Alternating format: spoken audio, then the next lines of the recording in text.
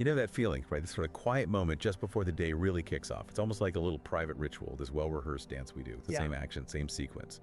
And there's this deep comfort in it, a feeling of structure. It really feels like safety.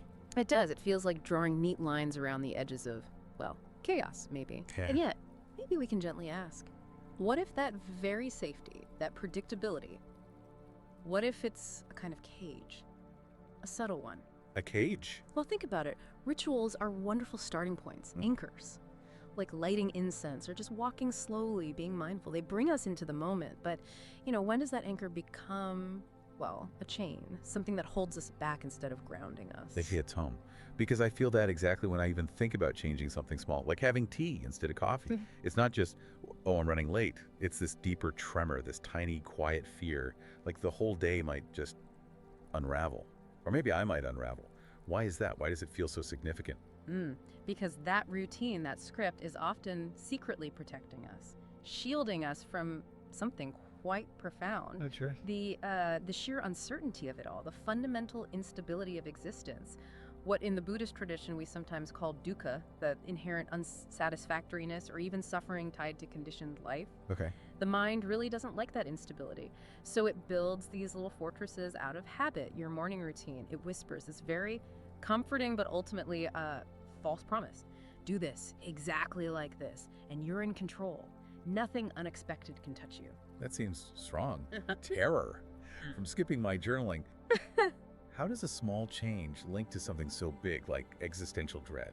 Because the small change instantly reveals the fiction. The fiction the mind works so hard to maintain. What fiction? The illusion of a fixed, permanent self. That's what the mind is scrambling to protect.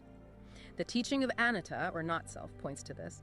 There's no solid, unchanging I inside. The you that feels threatened by a change in routine isn't a fixed statue. It's more like a flowing river, sensations, thoughts, feelings constantly shifting.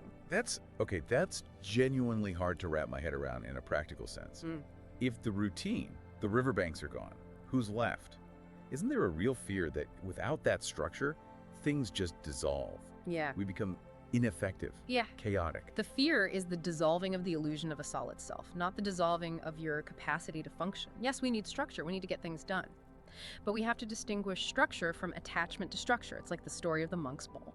Oh. A monk is given a simple wooden bowl. It's for essentials, for humility, for receiving alms, practical, symbolic. But imagine years later, the monk panics if the bowl gets a crack, or insists only this bowl will do, this perfectly worn one. They've forgotten its purpose. They've mistaken the symbol, the bowl, the routine for the truth it pointed towards, which was perhaps simplicity, presence. So my favorite coffee mug, it's not the mug itself, it's the internal freak out if it breaks or if I can't use it. I've turned a useful thing into like a requirement for my identity. Precisely. They are useful bowls, lovely bowls even. But when compulsion creeps in, when you fear changing them, you've shifted. You're no longer practicing awareness, you're practicing control. The routine becomes armor against vulnerability, against the simple truth that life is unpredictable. Yeah. It makes me wonder then, does the routine, just because it's so familiar, does it become a kind of veil?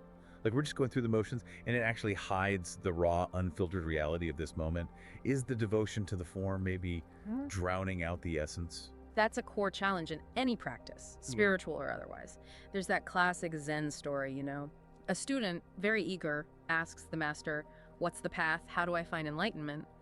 The master just asks, "Have you eaten your rice porridge?" The student says yes. And the master's final instruction, "Then wash your bowl." Wash your bowl.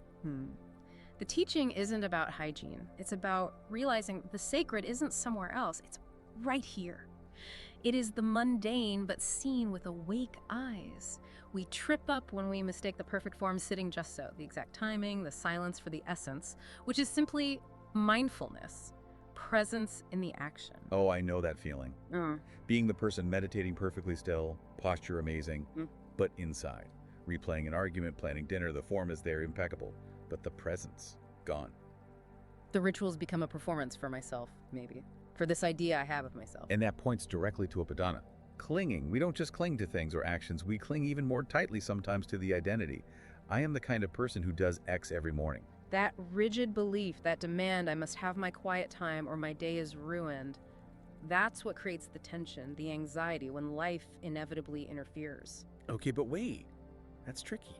If I consciously let go of that identity, won't I just stop doing the practice? Yeah. How do you cling less without just becoming, well, lazy or directionless? Non-clinging can sound like apathy. That's the edge, isn't it? The paradox to navigate. Upadana isn't about ditching the useful activity. It's about letting go of the rigid, high-stakes story you wrap around it. The practice itself might be beneficial. The identity built on it, that's often the trap. So the shift isn't necessarily in what you do, the tea, the walk, the sitting. It's in how you approach it, shifting from external perfection to internal quality, presence. Okay, let's make that really concrete. How does shifting from what to how actually look moment to moment? Let's try a contrast. Imagine two people making tea at dawn. One is quite tense, measuring the water temp precisely, timing the steep perfectly, a bit anxious about getting it right, sticking to the schedule. The other is just present, feeling the warmth of the mug through their hands, tasting the tea, noticing the steam rise, maybe smiling slightly, just because. Who is more awake? Who is truly there? Yeah, it's clearly the second person, presence over precision. We're aiming for intentionality, yes, but without the tight grip of attachment. That's the balance. Think of a bird carrying a twig. The grip needs to be firm enough to build the nest, right? Useful, constructive, but it also needs to be loose enough to let go easily when it's time to fly, time for the next thing. That's a beautiful image, and I think our modern productivity culture really messes this up, doesn't it? We take things like meditation, hydration, movement things that could be about presence and turn them into optimization acts. Lemon water, cold showers, affirmations, they become checkboxes. Another way of striving, of chasing some future. Better self, which is just more clinging, isn't it? When ritual becomes performance enhancement, it loses its soul. It becomes striving, not arriving. Now, here's a real consideration. Sometimes schedules are tight. Your job starts at a fixed time.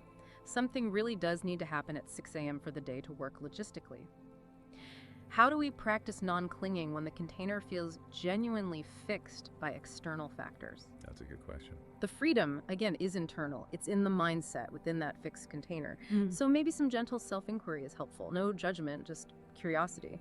Even with this schedule, am I using my routine to meet the day with openness? Or am I building armor? Am I doing this because it genuinely nourishes me right now, or because I'm afraid of what might happen, what I might feel if I skip it?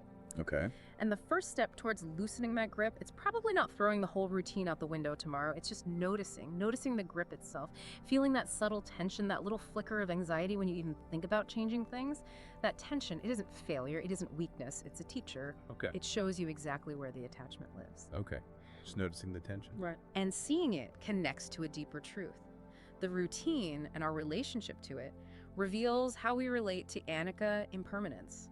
Life isn't a fixed statue, it's a dance. Always changing, always responding. Like a lotus flower in a pond. Its beauty isn't in perfect repetition day after day. It's in its constant adaptation, turning towards the light, closing with the rain, bending with the wind. It responds. It adapts. That adaptability. Yeah. That sounds like psychological flexibility, being present, making choices aligned with values, even when things change unexpectedly. The opposite of rigidity. Exactly. Flexibility is liberation. Rigidity is the cage. So here's a radical step, perhaps. Tomorrow morning, instead of just hitting play on the usual script, maybe ask a simple question first. What does this moment actually need? Not what habit dictates, not what the schedule demands, but what does this body, this mind need right now? What does this moment need? Maybe it's 5 extra minutes of quiet. Maybe it's skipping the run and walking in the rain instead. Maybe it's just sitting with a difficult feeling for a moment instead of instantly distracting yourself. That's presence with intelligence. Responding, not just reacting on autopilot. That feels both simple and incredibly challenging. So perhaps a small experiment, just for a week, a gentle way to explore your relationship with control, using the morning as a kind of laboratory. Okay, I'm listening. Day 1, follow your routine exactly, but with full conscious attention. Notice the textures, the sounds, the feelings, not just checking boxes. Day 2, change one tiny thing. Do 2 steps in reverse order. Use your non-dominant hand for something simple, and just observe the inner reaction, the flicker of irritation or unease, without judgment. Observe the reaction. Got it. Day 3, skip one element entirely. If you always journal, don't. Sit quietly instead. If you always have coffee first, have water first. See what arises in the space you've created. Day 4, try doing the morning routine without looking at the clock. Let your internal sense of timing guide you from one thing to the next. See how that feels. Interesting. And then maybe by day 7, consciously design your morning based on what felt most alive, most nourishing, most genuinely supportive during that week, not based on habit or guilt or what you think you should be doing. So it's about reclaiming choice through awareness, finding the discipline not in blind obedience to the routine, but in fidelity to presence. Beautifully put. Fidelity to awareness itself. The courage to show up without needing guarantees about how it will all turn out. Right. Because liberation, true freedom, isn't found in finally getting the external conditions perfect. It's found in the willingness, the perfect willingness, to meet reality just as it is. Your ritual isn't your ultimate refuge. Awareness is. Awareness is the refuge. Think of the river again, realizing it's not separate from the vast ocean. The fear of changing the routine, that's like the river clinging desperately to its familiar banks, terrified that without them it will just disappear. But letting go of the banks isn't vanishing, it's expansion. It's returning to what you always were. So tomorrow morning, if that resistance comes up, that urge to just stick to the script, Pause, take a breath, and maybe whisper inwardly. This feeling, this isn't danger, this is an invitation. an invitation to what? To presence, to choice, to flow. Perhaps the most powerful morning ritual isn't the one you repeat flawlessly day after day. Maybe it's the one you find the courage to create anew each morning, with open hands and open heart, and the quiet bravery to let go of the shore. To remember, maybe, that you were born to flow.